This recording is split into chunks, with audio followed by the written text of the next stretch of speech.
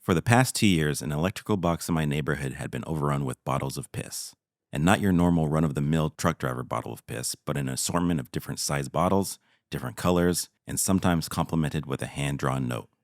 The bottles would usually appear in the morning and then disappear in the late afternoon or evening, with this transaction occurring a few times a week. The word of this piss-infested electrical box spread throughout the neighborhood, even to the point where a third-party vigilante left an aggressive letter threatening the culprit. The notoriety of the situation grew, and so did the strength of the urine, making its mark atop the electrical box and cementing itself as its own neighborhood landmark. Who was placing these bottles? Who was the vigilante?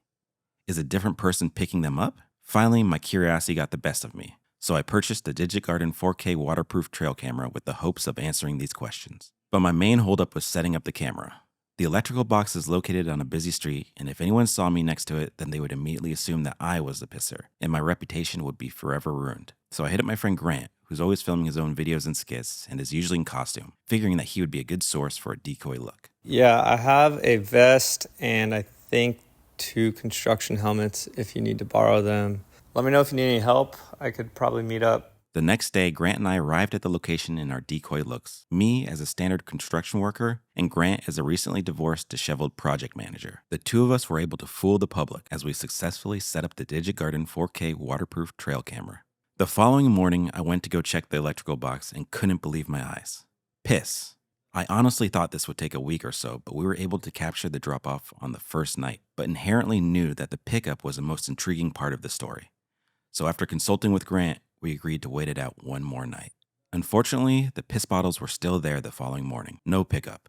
It had been too long and there was a high chance that the batteries to my DigiGarden 4K waterproof trail camera were dead. Also, since Grant and I had been posting about this in real time, there was a great deal of pressure building from people online. I couldn't take it anymore. Making sure the coast was clear, I quickly collected the DigiGarden 4K waterproof trail camera and went home to review the clips. Finally, the mystery was about to be solved.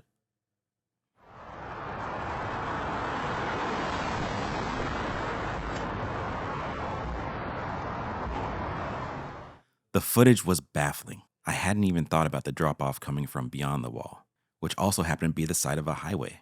I had so many questions, and so did everyone following the saga. Grant and I both felt that this was just the tip of the iceberg and that we're onto something much bigger.